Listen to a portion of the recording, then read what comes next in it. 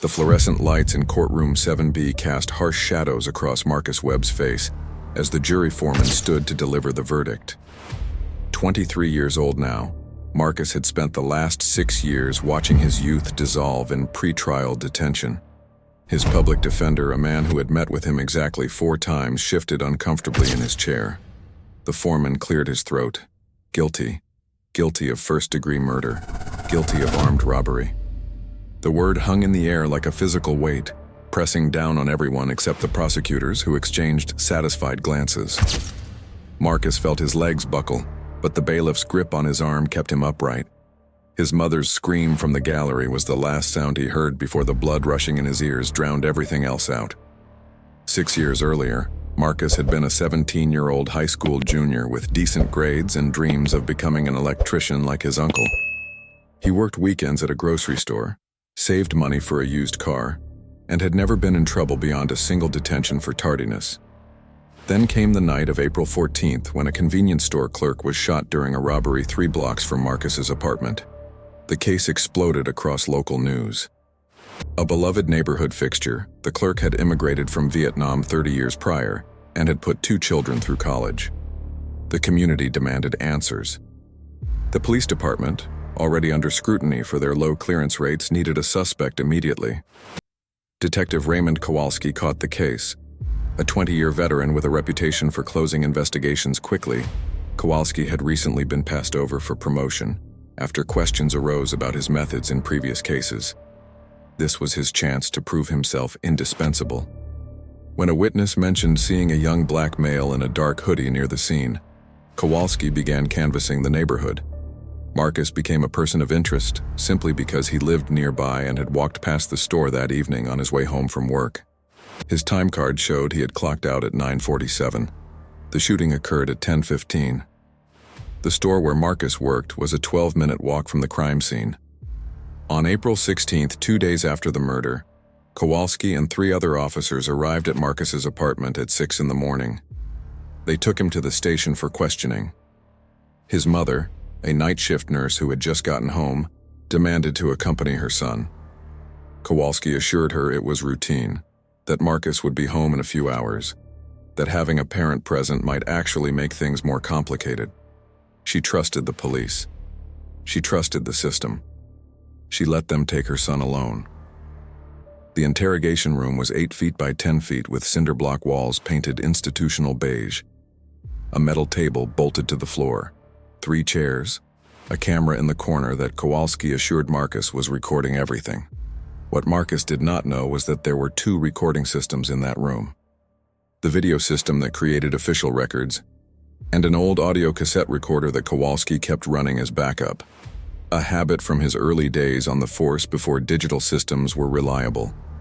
What Marcus also did not know was that Kowalski had already decided he was guilty. The first 4 hours were manageable. Kowalski asked questions. Marcus answered truthfully. He had walked past the store. He had seen nothing unusual. He had gone straight home. His mother could confirm he arrived by 10:30, but Kowalski did not want confirmation. He wanted a confession.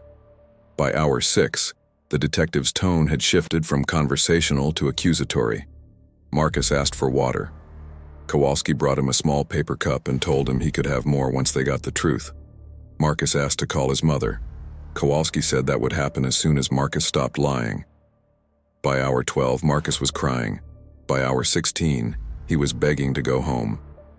By hour 20, his words were slurring from exhaustion and dehydration. Kowalski cycled through techniques with practiced efficiency. He lied about evidence that did not exist. He claimed witnesses had identified Marcus. He said Marcus's fingerprints were found on the gun.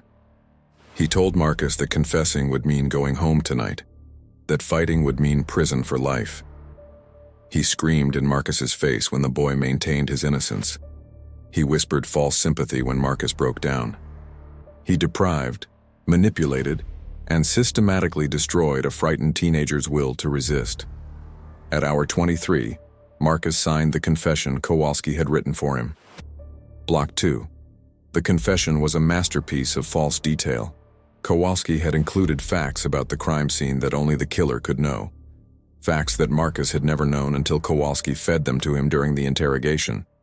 The time of the shooting, the type of weapon used, the location where the clerk fell, the amount stolen from the register. All of it woven into a narrative where Marcus admitted to committing the robbery, claimed the gun went off accidentally, and expressed remorse for the clerk's death. At the bottom of the page, Marcus Webb's signature appeared in shaky, exhausted handwriting. Kowalski had won. The video recording of the interrogation was exactly 1 hour and 47 minutes long. It showed Marcus entering the room. It showed Kowalski asking questions. It showed Marcus appearing calm and coherent as he provided his confession near the end. What it did not show were the other 21 hours. What it did not show was the screaming, the threats, the denial of food and water and bathroom breaks, and the right to counsel. Kowalski had started the official video recording only after Marcus had been broken, after the boy was too exhausted to do anything but comply. The edited narrative appeared voluntary. The edited narrative appeared lawful. But the audio cassette recorder had captured everything, every threat, every lie about evidence, every moment of a 17-year-old boy begging to see his mother, every minute of psychological torture inflicted by a detective who cared more about his clearance rate than the truth. Kowalski knew the tape was problematic. He had reviewed it once, heard his own voice rising in anger, heard the unmistakable sound of coercion. It could never be allowed into evidence. It could never be heard by a defense attorney or a judge. The police station had a standard protocol for evidence. Items relevant to a case were cataloged and stored in the evidence room. Items deemed irrelevant or administratively problematic were placed in boxes marked for quarterly review and eventual destruction. These boxes were kept in the basement storage area, a dim warren of shelves and filing cabinets that few officers ever visited. Kowalski labeled the cassette tape as a redundant backup recording made in error. He placed it in a cardboard box marked Discard Batch 7 and carried it to the basement himself. He set it on a shelf near the back wall behind stacks of old case files and broken equipment. The box was scheduled for incineration in 3 months. Kowalski planned to be present for the destruction to ensure it happened properly. Then he forgot about it. The trial was swift. Marcus's public defender, overwhelmed with a caseload of over 200 active cases, devoted minimal attention to the case. He filed no pre-trial motions to suppress the confession. He conducted no independent investigation. He called no expert witnesses to discuss the psychological effects of prolonged interrogation on adolescents. He did not know about the missing 21 hours of recording because he never asked. The prosecution presented the videotaped confession as the centerpiece of their case. The jury saw a young man admitting to murder in clear language. They saw no signs of duress on the edited video. They deliberated for less than 4 hours before returning with guilty verdicts on all counts. Marcus Webb was sentenced to life in prison without the possibility of parole. He was 19 years old when the gates of Millbrook Correctional Facility closed behind him. His mother attended every court hearing. She mortgaged her home to pay for an appeal that went nowhere. She wrote letters to civil rights organizations, innocence projects, and anyone who might listen. Most letters went unanswered. The case was closed. The community had their justice. Detective Kowalski received a commendation for his work. The years passed in the slow, grinding way that time moves within prison walls. Marcus educated himself in the law library, reading about interrogation techniques and false confessions. He learned about the Reed technique, the psychological manipulations that police use to break suspects down. He recognized every tactic that had been used on him. He filed handwritten motions for post-conviction relief. But without new evidence, the courts refused to revisit his case. His mother visited every month until she died of a stroke when Marcus was 31 years old. At her funeral, shackled and escorted by guards, Marcus wept for the life stolen from both of them. Detective Kowalski retired at 55 with full pension and departmental honors. He moved to Florida and spent his days fishing. The convenience store became a cell phone shop. The neighborhood changed. New families moved in who had never heard of the murder or the young man convicted for it. In the basement of the police station, Discard Batch 7 remained on its shelf, forgotten in the shadows behind years of accumulated debris. The incineration had been postponed due to budget cuts, then postponed again, then simply lost in the shuffle of administrative transitions and personnel changes. The box sat undisturbed for 2 decades, until the flood came. The storm system that hit the region in late September was unprecedented in its intensity. 3 days of continuous rain overwhelmed drainage systems throughout the city. Rivers jumped their banks. Streets became canals. The police station, built in 1963 before modern flood mitigation standards existed, had a basement that sat below the water table. When the storm drains backed up, water began seeping through the foundation walls. By the time maintenance staff noticed, 3 feet of murky water had filled the storage area. Boxes dissolved, papers turned to pulp. Decades of forgotten evidence and administrative records floated in the filthy soup of rainwater and sewage. The department called in Service Clean Industrial, a contracting company that specialized in disaster restoration. The crew chief assessed the damage and submitted a proposal. His instructions from the department liaison were clear and uncomplicated. Remove everything, throw it all away, sanitize the space, and do it quickly. The department was not interested in preserving water-damaged records from cases long closed. They wanted the basement emptied and the space returned to usable condition. The crew chief assigned the job to his team and gave them 1 week to complete it. Among the workers was a man named Samuel Okoye. 58 years old, Samuel had immigrated from Nigeria 30 years earlier with dreams of becoming an accountant. Life had taken different turns. He worked various jobs, raised 3 children, and found peace in his faith and his small Pentecostal church where he served as a deacon. The janitorial work was not prestigious, but it was honest, and it paid his bills. Samuel approached every task with dignity and thoroughness, believing that all work done well was work that honored God. On the 3rd day of the cleanup, Samuel was working alone in the far corner of the basement, pulling sodden boxes off collapsed shelving. Most of the cardboard had disintegrated. Files and folders had merged into unreadable masses.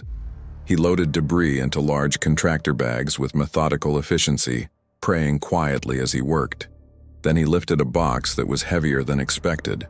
The bottom gave way and its contents spilled across the concrete floor. Manila folders, evidence bags, and a clear plastic case containing an audio cassette tape. The label on the cassette case was still partially legible despite water damage. Interview tape. Marcus Webb, April 16th. Discard. Samuel paused. The name Marcus Webb meant something to him. He could not immediately place it, but it resonated. Then memory clicked into place. Marcus Webb had been a neighborhood name 20-some years ago, back when Samuel's children were young and the family lived just 3 blocks from where that terrible murder had occurred. He remembered the case because the victim had been a member of the Vietnamese church that shared a parking lot with Samuel's congregation. He remembered the anger in the community. He remembered the young man arrested and convicted. He remembered thinking at the time how young the defendant had looked in the newspaper photos. Samuel stood in the dim basement holding the cassette case, water dripping from the sleeves of his coveralls. His instructions were clear. Throw everything away. But something in his chest tightened. It was a feeling he had learned to recognize over years of faith.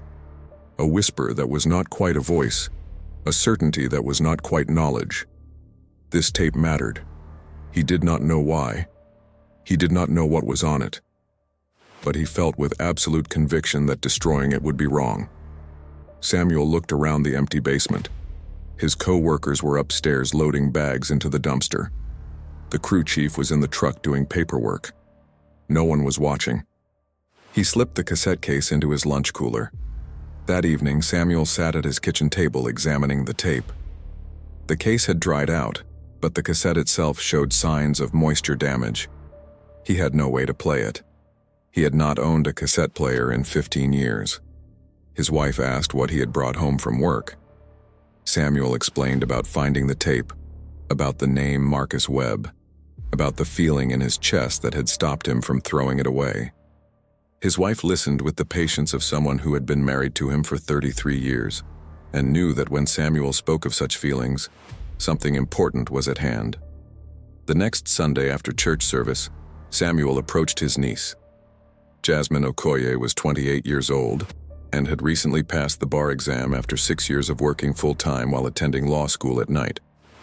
She had just joined a small general practice firm in the city, handling traffic violations and minor civil disputes while drowning in student debt and dreaming of doing work that mattered. Samuel had always been proud of her. He had helped pay for some of her textbooks. He had attended her law school graduation and wept with joy. Samuel pulled Jasmine aside in the church parking lot and told her about the tape. He described the cleanup job, the basement, the box that broke open, the name that had made him stop. Jasmine listened with increasing intensity. She knew about the Marcus Webb case because it had been taught in her criminal law class as an example of a properly obtained confession. Her professor had shown the videotaped confession as an illustration of legal interrogation techniques. She remembered thinking the defendant seemed unusually compliant, almost robotic in his responses, but she had accepted the prosecution's narrative. Everyone had accepted it. Samuel handed her the cassette case. Jasmine turned it over in her hands, reading the faded label, an interview tape marked for discard. She felt the same tightening in her chest that her uncle had described. They stood in the parking lot as families loaded into cars around them, and Jasmine made a decision that would alter the trajectory of her career and one man's life. She would find a way to listen to this tape. She would discover what was on it, and if it contained anything that cast doubt on Marcus Webb's conviction, she would act. The next 3 days were consumed with the practical challenge of finding equipment to play a cassette tape. Jasmine called pawn shops and electronics stores. She searched online marketplaces. Finally, a retired court reporter she met through her firm mentioned that the county courthouse still maintained old recording equipment in their archival department. Jasmine made an appointment, claiming she needed to review old deposition tapes for a case. The archivist, a friendly woman nearing retirement herself, showed Jasmine to a small listening room and set her up with a cassette deck that had been manufactured when Jasmine was still in elementary school. Jasmine closed the door. She inserted the tape. She pressed play. For the next 3 hours and 46 minutes, she sat motionless as the voices from 23 years ago filled the small room. She heard Detective Kowalski's initial questions, calm and professional. She heard Marcus Webb's frightened teenage voice answering politely. Then she heard the tone shift. She heard the detective's questions become accusations. She heard Marcus asking for his mother. She heard the denial. She heard the hours crawl past as the boy's voice became more desperate, more confused, more broken. She heard Detective Kowalski scream that Marcus was a liar. She heard him threaten life in prison. She heard him promise that confession meant going home. She heard Marcus weeping. She heard the boy beg for water. She heard Kowalski tell him to sign the paper. She heard resistance crumble into compliance. She heard a false confession being manufactured in real time through psychological torture. And she heard it all time-stamped, 23 hours and 17 minutes of documented coercion that had never been presented to a jury, that had been deliberately hidden, that was supposed to have been destroyed. When the tape ended, Jasmine sat in silence. Her hands were shaking. Tears ran down her face unchecked. She had entered law school with idealistic notions of justice, notions that had been gradually worn down by the realities of an overburdened system. But this was different. This was not mere dysfunction. This was active evil, a deliberate suppression of truth that had stolen a man's life. Marcus Webb had been 17 years old. He had been alone and terrified. He had trusted that truth would protect him, and the system had crushed him. Jasmine made a copy of the tape using the archival equipment. Then she made 2 more copies. She stored them in separate locations. Only then did she allow herself to consider the magnitude of what she held. This tape was exculpatory evidence that had been withheld from the defense. Under Brady v. Maryland, such suppression constituted a violation of due process. Under any standard of justice, it demanded action. But Jasmine was a newly licensed attorney at a small firm with no experience in criminal defense or post-conviction litigation. She had no resources, no reputation, no connections to the organizations that handled wrongful conviction cases. She had only the tape, her uncle's faith in Providence, and her own burning certainty that remaining silent would be unconscionable. She began making calls. The first 17 calls went nowhere. Public defenders' offices explained they could not help with cases outside their current caseload.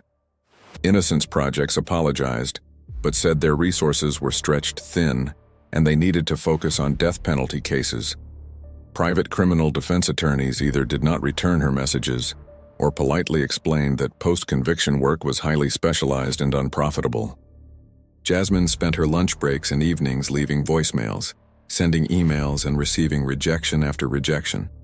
She began to understand how her uncle must have felt standing in that basement, knowing something important was in his hands, but having no clear path forward. On the 18th call, she reached Professor David Chen at the State University Law School. Chen directed the school's newly formed Wrongful Conviction Clinic, a program where students worked under supervision to investigate claims of innocence. The clinic had limited funding and unlimited demand, but Chen had a reputation for taking on cases that other attorneys considered impossible. Jasmine explained that she had audio evidence of a coerced confession in a 23-year-old murder case. Chen was skeptical. He had heard many claims over the years. But something in Jasmine's voice, or perhaps the specific detail about a hidden tape, made him agree to listen. Jasmine drove 2 hours to the university and sat in Chen's cramped office while he played the tape. His expression shifted from professional interest to grave concern to barely controlled anger. When the recording ended, Chen sat back in his chair and removed his glasses. He asked Jasmine where she had obtained the tape. She explained about her uncle, the flood, the box marked for discard. Chen nodded slowly. Providence, he said quietly. If there had been no flood, this tape would have eventually been incinerated. If Samuel Okoye had been anyone else, the tape would have been thrown away with the rest of the water-damaged debris. If Jasmine had not been a newly licensed attorney with nothing to lose and everything to prove, the tape might have sat in a drawer until its significance faded into forgotten possibility. Chen agreed to take the case. He assigned 3 of his top students to begin building the post-conviction motion. They would need to track down everyone involved in the original case. They would need to locate Marcus Webb and obtain his authorization to proceed. They would need to authenticate the tape and establish its chain of custody. They would need to prepare for the reality that the state would fight this with everything they had, because acknowledging this evidence meant acknowledging a systematic failure that had imprisoned an innocent man for more than 2 decades. The students worked with the fervor of those encountering injustice for the first time, without the numbing calluses that come from repeated exposure. They found Marcus Webb at Millbrook Correctional Facility, now 41 years old and 23 years into his life sentence. When Jasmine and Professor Chen drove to the prison to meet him, Marcus was brought to the attorney visiting room in shackles. His hair was graying at the temples. His eyes held the particular exhaustion of someone who has learned not to hope. They explained who they were and what they had found. Marcus listened without expression as they described the tape. When Jasmine offered to play it for him, he shook his head. He did not need to hear it. He remembered every moment of those 23 hours. He had relived them in nightmares for years. What he needed to know was whether this changed anything. Professor Chen explained that they would file a motion for post-conviction relief based on newly discovered evidence and Brady violations.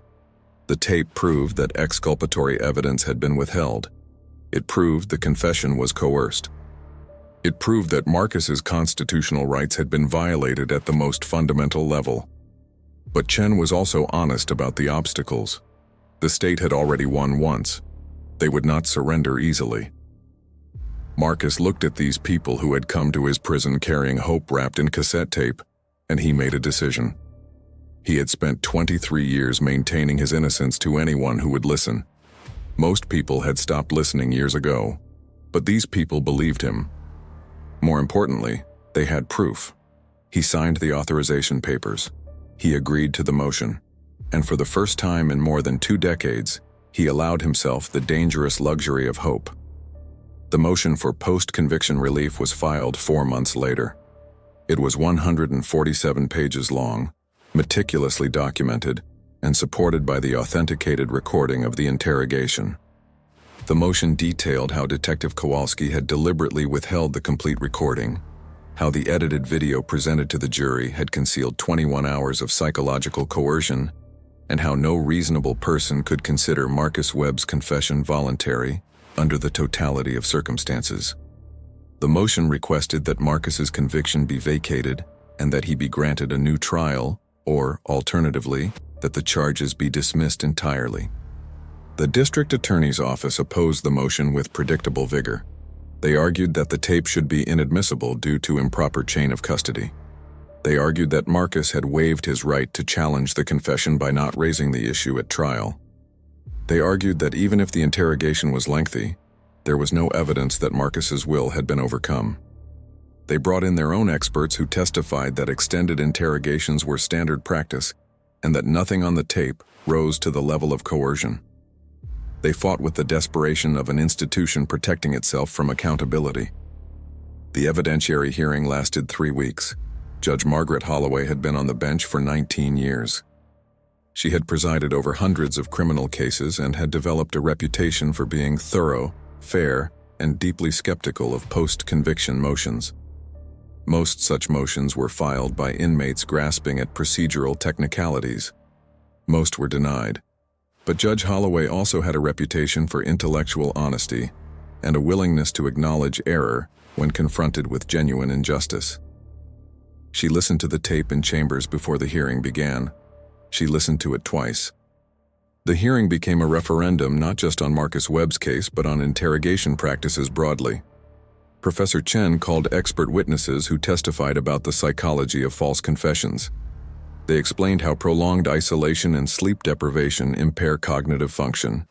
They described how teenagers are particularly vulnerable to suggestion and authority. They walked the court through the specific coercive techniques documented on the tape. The Reed technique, they explained, was designed to break down resistance, and when applied to a vulnerable adolescent over 23 hours, it did not produce truth, but rather compliance. The prosecution's experts countered that police had a duty to investigate thoroughly, and that extended questioning was sometimes necessary. They pointed out that Marcus had never recanted his confession before trial. They emphasized that the jury had heard the confession and found it credible. They suggested that Marcus had confessed because he was guilty, not because he was coerced. But their testimony crumbled under cross-examination when confronted with the raw audio. No jury had heard this audio. No jury had known about the missing 21 hours. The edited video had been a lie by omission. Detective Kowalski, now 71 years old and long retired, was subpoenaed to testify. He appeared in court wearing a suit that fit poorly on his frame. Under oath, he acknowledged that he had made the audio recording. He acknowledged that the recording had not been provided to the defense. When asked why, he claimed it had been an oversight, a mistake in the chaos of a high-profile investigation. When asked about labeling the tape for discard, he said he did not recall doing so. When asked about the content of the interrogation, he maintained that his methods had been within policy and that Marcus had confessed voluntarily. Professor Chen played excerpts of the tape in open court. The speakers echoed with Detective Kowalski's voice from 2 decades earlier, younger and harder, screaming at a teenage boy, telling Marcus he would die in prison unless he signed the confession, telling Marcus that his mother would be arrested as an accomplice if he did not cooperate. Lies, threats, and manipulation preserved in audio clarity that left no room for interpretation. The courtroom listened in silence. Several observers wept. Detective Kowalski stared at the defense table and offered no explanation beyond repeating that his actions had been appropriate at the time. The state's case relied heavily on arguing that even without the confession, other evidence supported Marcus's guilt. But that other evidence proved thin when examined closely. The witness who claimed to see someone in a dark hoodie near the crime scene had never identified Marcus specifically. The timeline was impossible. Marcus would have needed to commit the robbery, run home, and arrive 12 minutes after clocking out from work. No physical evidence linked Marcus to the crime. No gun was ever found. No stolen money was recovered. The entire prosecution had rested on the confession, and the confession had been manufactured through methods that violated every principle of voluntary statement. Jasmine gave the closing argument for the defense. She spoke for 90 minutes without notes. She detailed the constitutional violations. She described a 17-year-old boy who had trusted the system to protect him and instead had been devoured by it. She spoke about the 2 decades Marcus Webb had spent in prison for a crime he did not commit. She spoke about Samuel Okoye finding that tape in a flooded basement and choosing to preserve it rather than discard it. She spoke about providence and truth and the obligation of the court to correct injustice regardless of how much time had passed.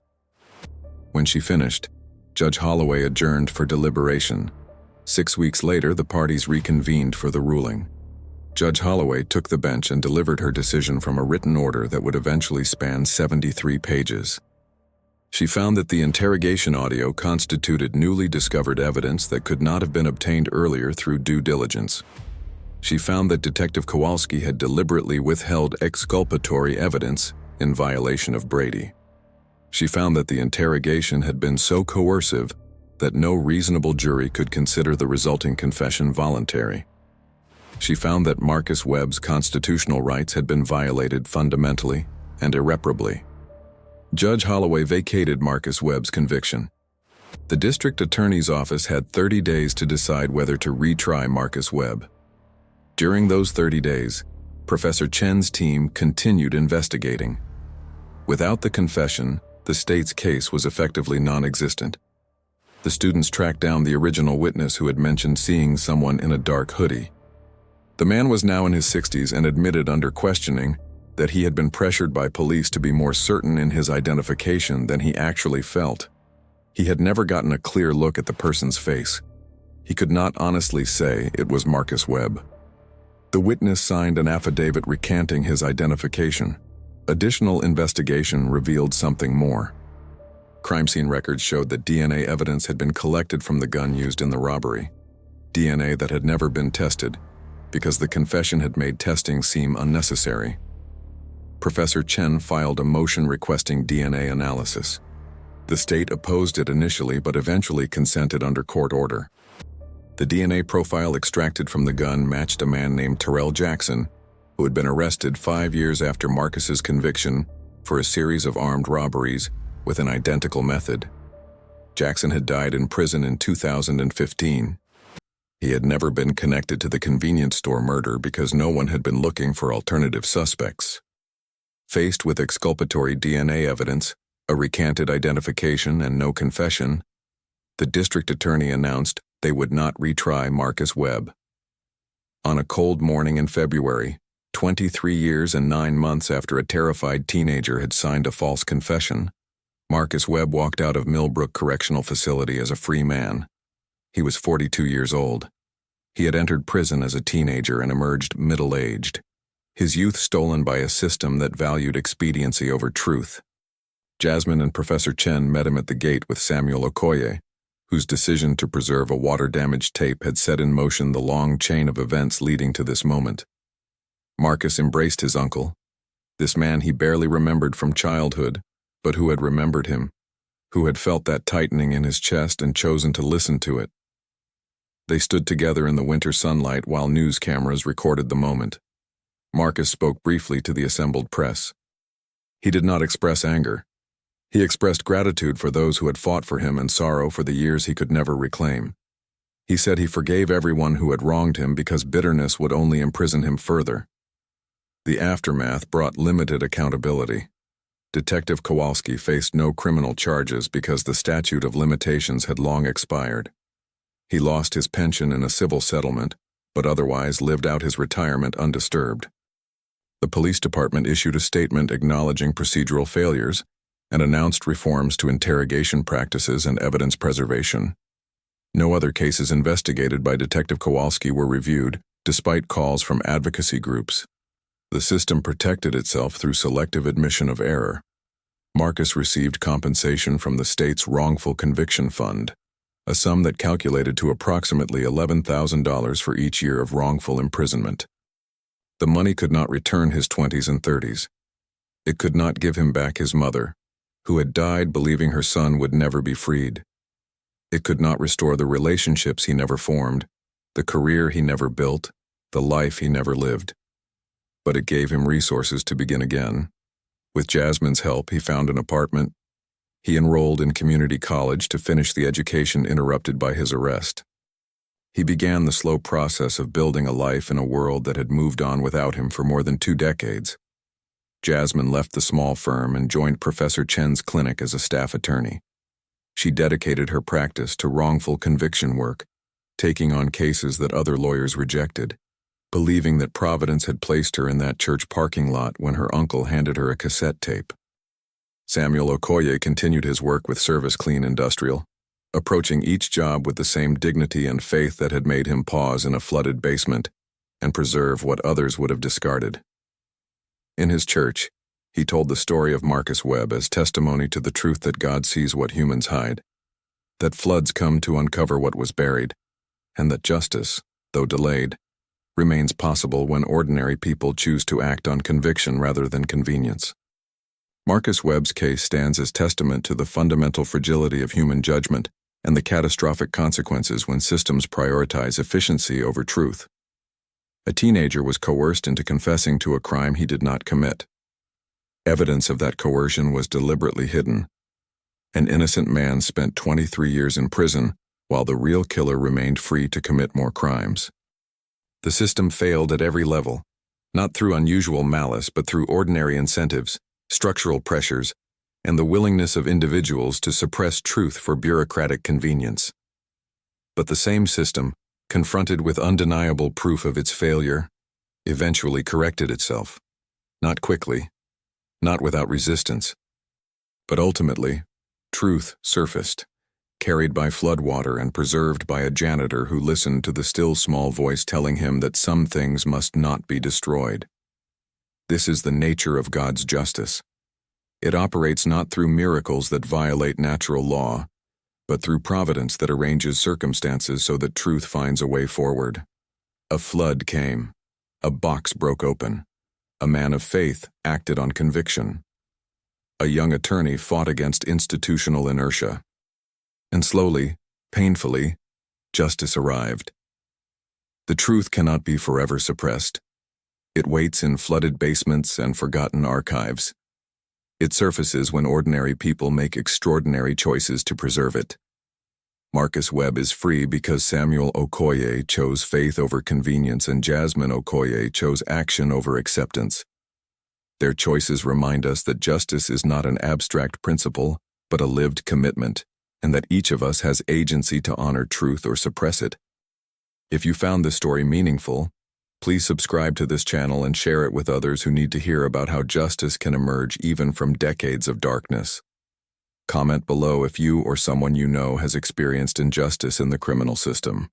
Your voice matters, your story deserves to be heard.